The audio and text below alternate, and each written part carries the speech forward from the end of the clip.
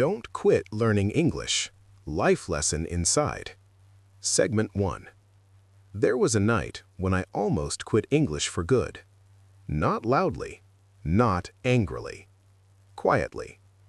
I closed my notebook, put my phone face down, and told myself, maybe this isn't for me. Nothing bad had happened that day. No failure, no embarrassment. That's what made it dangerous. Because quitting rarely comes after disaster. It comes after silence. I had been learning English for a while, listening, practicing, trying. But progress felt invisible. I understood more than before, yet I didn't feel better. And that gap between effort and feeling is where most people stop. I remember scrolling through videos that night. People speaking English smoothly, confidently. They sounded relaxed, natural.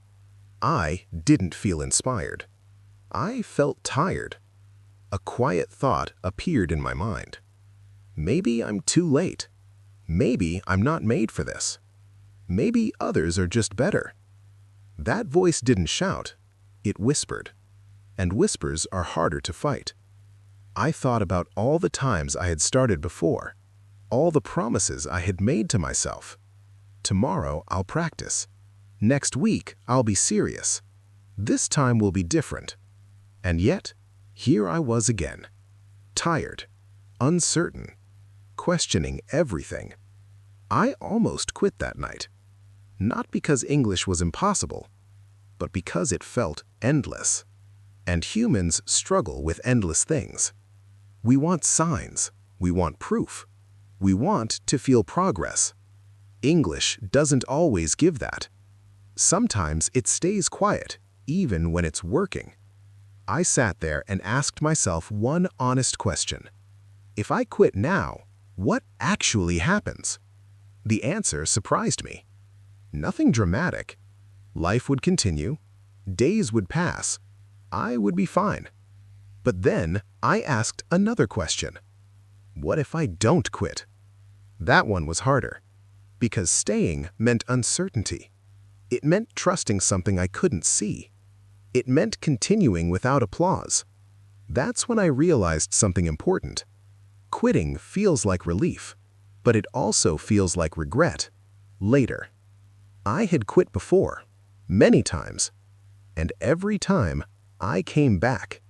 Not because I wanted to, but because something inside me remained unfinished. English wasn't just a skill anymore. It was a door. A door I kept walking away from, then returning to. That night, I didn't suddenly feel motivated. I didn't tell myself a big speech. I did something smaller. I opened one short audio, less than 2 minutes. I listened. Not to learn, not to improve, just to stay. And that was enough. I realized that quitting is not a moment. It's a habit. You quit by skipping today, then tomorrow, then forgetting. And staying is also a habit. You stay by returning, even briefly, even imperfectly. That night taught me something I wish I had known earlier. You don't quit English because you're bad at it. You quit because you're tired of not seeing results. But results don't always announce themselves. They arrive quietly. And if you leave too early, you miss them. I didn't become fluent that night. Nothing magical happened. But I didn't quit. And sometimes that is the most important decision.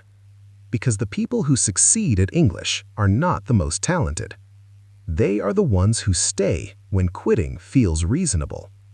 In the next segment, I'll share why motivation fails, why discipline alone is not enough, and the small mindset shift that helped me continue even when I felt nothing at all. Segment 2. Why motivation fails and what actually keeps you going. The problem wasn't that I lacked motivation. The problem was that I expected motivation to stay. In the beginning, motivation feels strong. You feel hopeful. You imagine yourself speaking confidently. But motivation has a short memory. It shows up when things are new and disappears when things become normal.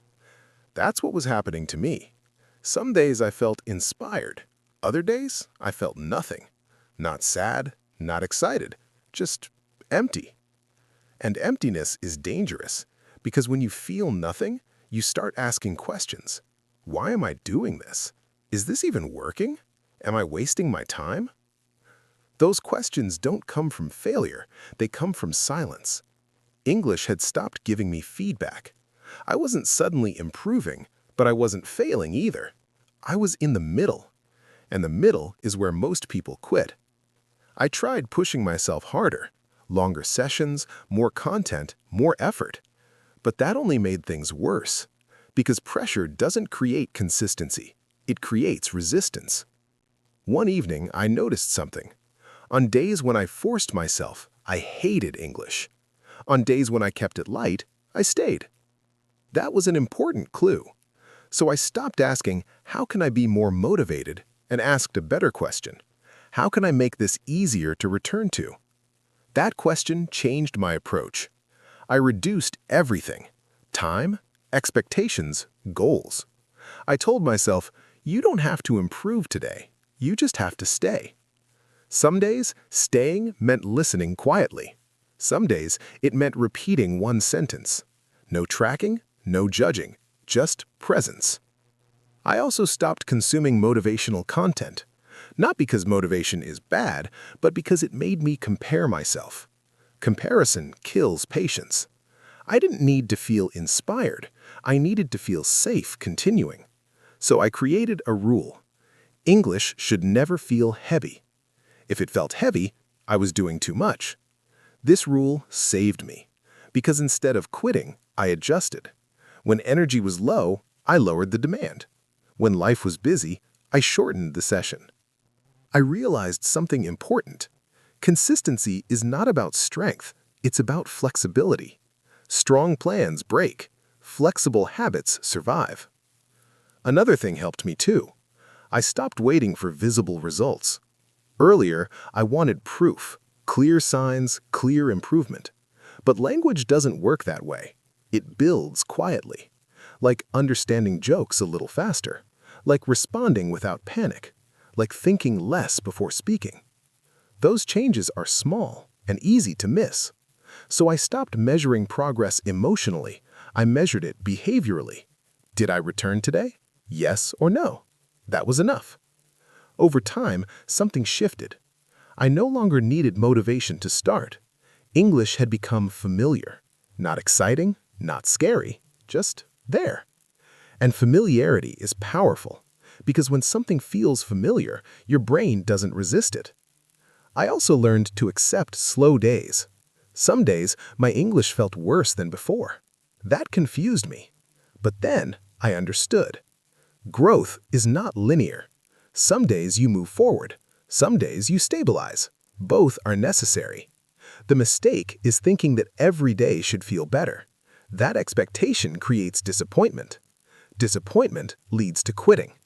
By removing that expectation, I removed the pressure. And without pressure, staying became easier. Motivation didn't return, but something better replaced it. Trust. Trust in small actions. Trust in repetition. Trust that staying matters even when nothing seems to change. And that trust prepared me for the next stage of the journey. Because even when motivation disappears, life still tries to interrupt. Busy days, stress, unexpected problems. In the next segment, I'll share how I protected the habit when life became loud and the simple rule that stopped me from disappearing again. Segment 3. When life tries to break the habit. The hardest part wasn't learning English. It was protecting it when life became noisy.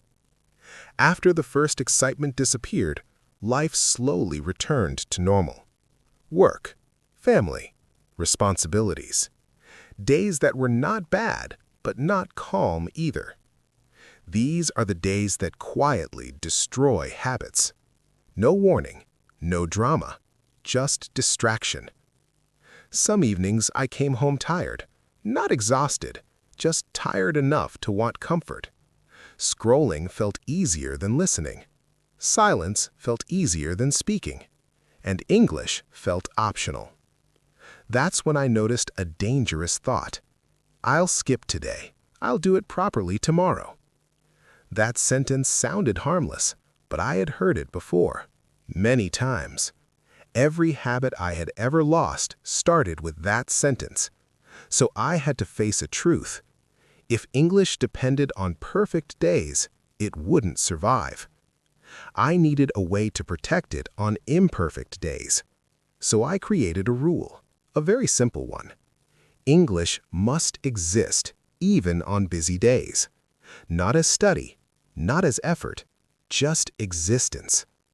On days when life felt heavy, I didn't sit down to practice. I whispered one sentence, sometimes in my head, sometimes out loud. I'm tired today. I don't want to do this. Tomorrow will be easier. That was enough, because the habit stayed alive. I learned something important here. Habits don't die from laziness. They die from disappearance. As long as English appeared in my day, even briefly, it survived. Another thing I stopped doing was punishing myself for missed days. Earlier, if I missed one day, I felt guilty. And guilt made me avoid English even more. So I changed my response. If I missed a day, I returned the next day without explanation. No apology, no drama, just return. This mattered more than perfection. I also stopped trying to catch up. I didn't double the time, I didn't add pressure. I simply resumed. That kept the habit light. There were weeks when progress felt invisible. My speaking didn't feel smoother, my understanding didn't feel sharper. And that scared me. Because when you don't see progress, your mind assumes failure. But I reminded myself of something. Silence does not mean stagnation. It often means integration. My brain was adjusting quietly. I was becoming familiar with English without noticing it. Another challenge appeared too. Comparison. I saw others speaking confidently, posting videos, sounding fluent. Earlier, this made me doubt myself. Now I noticed something different. Those people didn't start fluent. They stayed. And staying always looks invisible from the inside. So I stopped measuring myself against results I couldn't see. I measured myself by presence. Was English still part of my life? Yes. Then I was doing enough. I also learned to work with my energy, not against it. On low energy days, I listened instead of speaking. On higher energy days, I spoke more. I didn't force balance. I followed rhythm. This made English feel flexible, not demanding. And flexibility is what allows habits to survive real life. Slowly, English stopped competing with life. It blended into it. It became something I could return to without preparation. And that was the biggest protection. Because habits that require preparation are fragile. Habits that allow return are strong. By this point, English was no longer something I had to defend every day. It had found a place. Not a big place, but a stable one. And stability matters more than intensity. Because once something is stable, it has room to grow. In the next segment, I'll talk about the moment when English stopped feeling like effort and started feeling natural, and the quiet shift that made me realize I was no longer trying to learn English. Segment 4. When English stops feeling like effort. The change didn't happen suddenly. There was no moment where I said, "Yes, this is it. I'm fluent now." Instead, it happened quietly. So quietly that I almost missed it. One ordinary day, I was listening to something in English while doing something else. I wasn't focusing hard. I wasn't repeating sentences. English was just there. And then I realized something strange. I understood it. Not every word, not perfectly, but enough. And more importantly, I didn't feel tired doing it. That was new. Before, English always required effort, concentration, energy, attention. Now it didn't. It felt lighter. That's when I understood what had really changed. English had stopped being a task. It had become a background skill, something my brain could access without panic. Another moment made it even clearer. Someone spoke to me in English unexpectedly. Earlier, that situation would have created tension. My mind would rush, my body would tighten.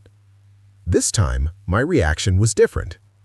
I paused, not because I was scared, but because I was thinking. And then I responded. Slowly, imperfectly, but naturally. After the conversation ended, I didn't feel relief. I felt normal. That surprised me, because fear had been replaced by calm. And calm is a sign of familiarity. I realized that effort had disappeared because pressure had disappeared.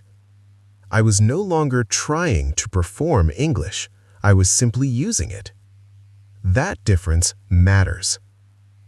When you try to perform, you monitor every word. When you use, you focus on meaning. Meaning creates flow. Another thing changed too. I stopped translating in my head. Earlier, English sentences went through a process, native language to translation to English. Now, sometimes, English appeared directly. Not always, not consistently, but often enough to notice. That meant my brain had started accepting English as a usable tool, not a foreign object. I also noticed that mistakes didn't interrupt me anymore. Before, one mistake would stop the sentence. Now, mistakes passed unnoticed. I continued. And continuity is the key, because fluency is not about accuracy. It's about momentum. At this stage, I stopped learning new English. Not intentionally, it just happened. I wasn't chasing improvement anymore. I was maintaining presence, listening, speaking, thinking. English had found a rhythm, and rhythm is powerful. It carries you forward without force. I also noticed a change in my confidence, not the loud kind, the quiet kind. The kind that doesn't need proof. I didn't feel the need to tell anyone that my English had improved. I didn't feel the need to test myself. I trusted it, and trust removes anxiety. That's when I understood something important. Effort disappears when fear disappears.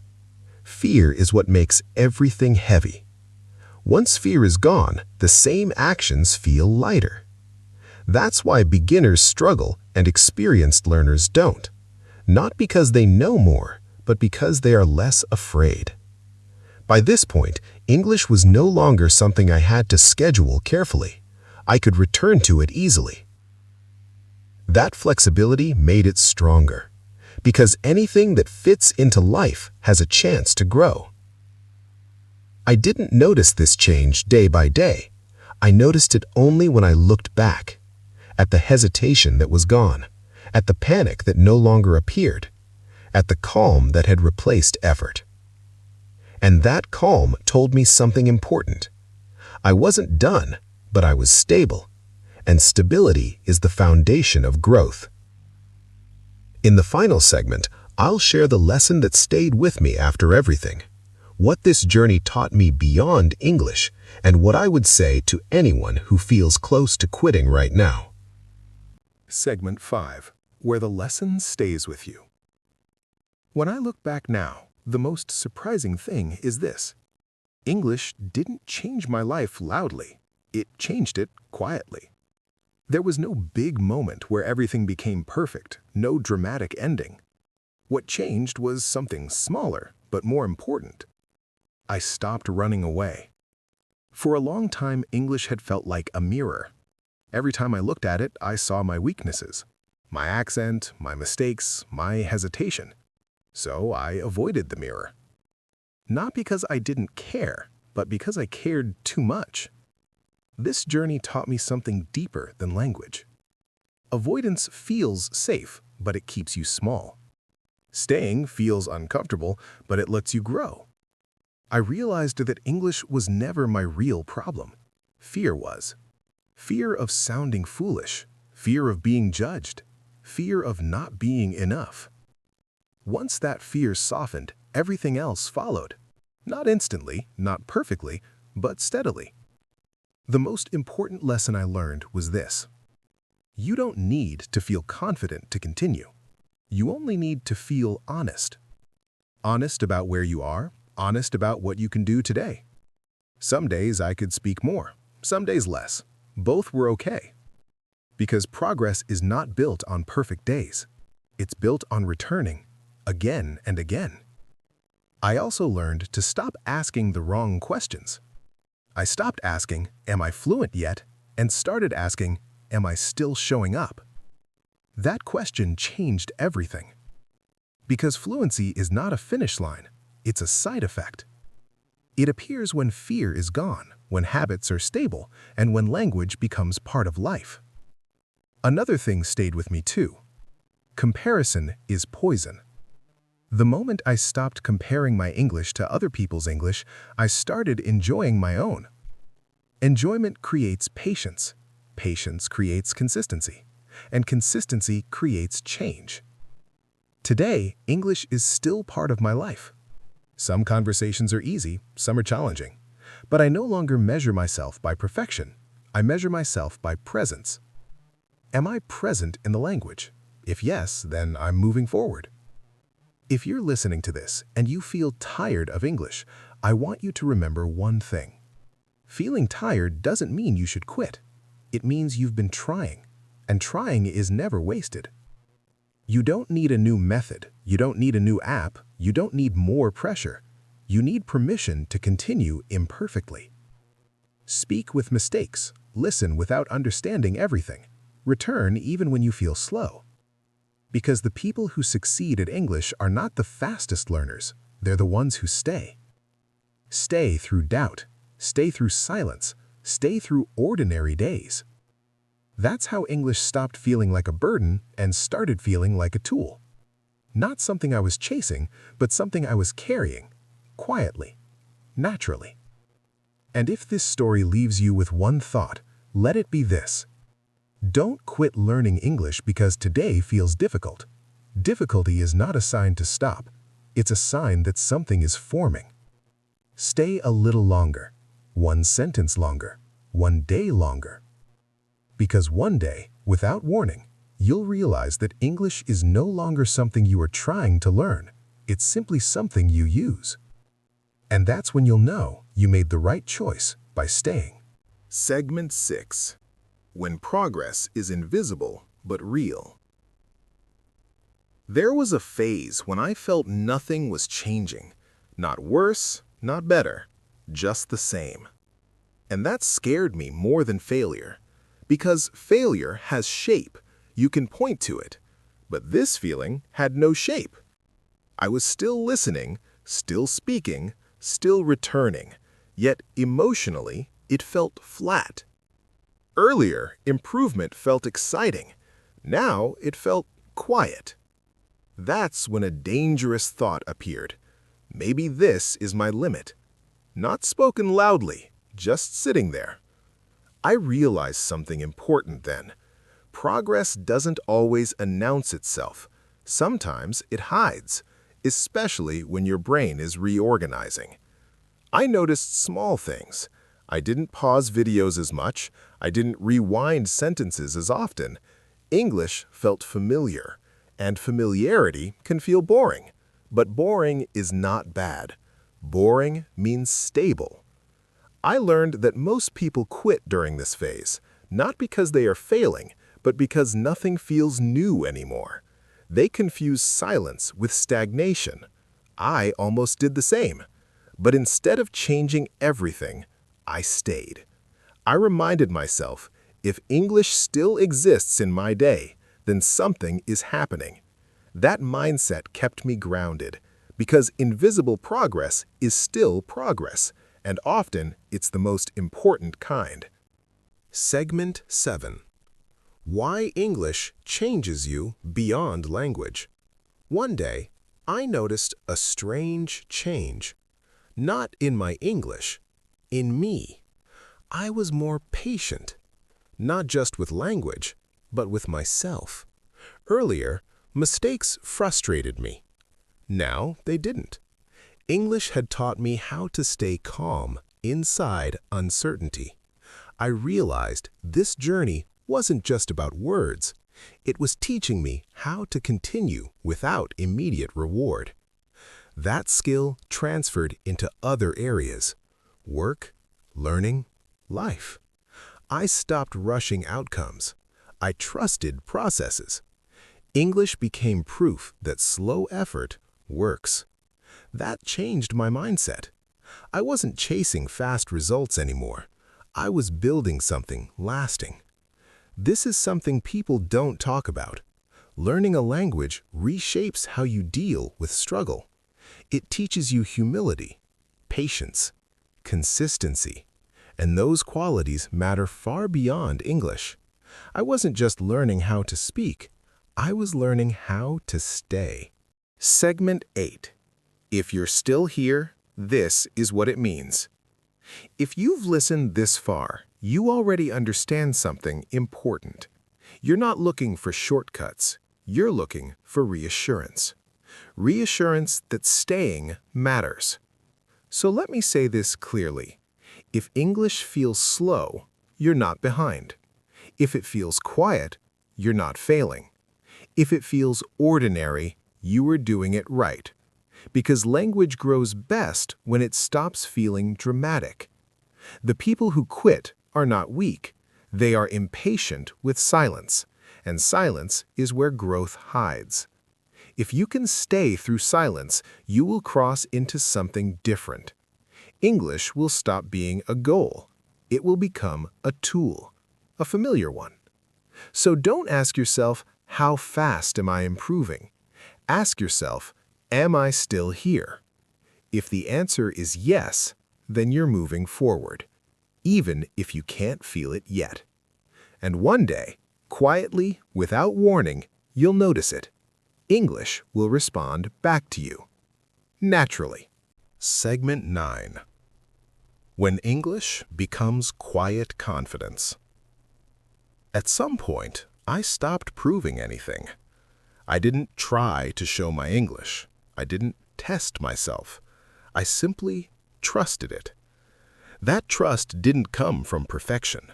It came from repetition. I noticed this during small moments.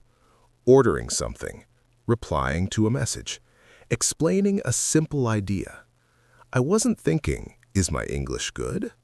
I was thinking, what do I want to say? That shift matters, because confidence is not loud. Real confidence is quiet. It doesn't rush. It doesn't defend itself. It just exists. Earlier, English felt fragile, like something I could lose. Now it felt stable, not strong every day, but present every day. I understood something important here. You don't become confident by feeling ready. You become confident by surviving uncertainty. English had stopped scaring me because I had faced it enough times. Not dramatically, consistently. Segment 10. The day English stopped feeling personal. Before, every mistake felt personal. If I forgot a word, it felt like a failure. If I hesitated, it felt embarrassing. But one day, that reaction disappeared. Mistakes became neutral. They were just part of communication. That's when I realized something powerful. English was no longer connected to my self-worth. It was just a tool. And tools don't judge you. You learn how to use them better over time. Detaching my identity from my performance made everything lighter. I spoke more, I worried less, and ironically, that's when my English improved faster. Because fear was gone. Segment 11. Why most advice about English is misleading. People often say, practice more, study harder, be disciplined. That advice is not wrong. It's incomplete. What people really need is permission. Permission to be slow. Permission to sound bad. Permission to continue without visible success. Most learners don't lack effort. They lack patience with themselves. This journey taught me that learning English is not about intensity, it's about survivability. Can your method survive bad days? Can it survive boredom? Can it survive life? If it can, you'll succeed. If it can't, you'll quit. Simple as that. Segment 12. The quiet ending that changes everything. There was no final day where I said goodbye to learning English, because it never ended. It blended into my life, and that's the best outcome. English didn't become something I finished, it became something I live with. If you've stayed through this story, you already have what matters most. Not motivation, not talent, but willingness to stay. Stay through slow days. Stay through doubt. Stay through silence. Because silence is not empty. It's where change hides. And if you stay long enough, English will stop feeling like a goal. It will feel like a companion. Quiet, reliable, yours. Subscribe now, join the Bright World English Academy, and let's start your English learning journey together.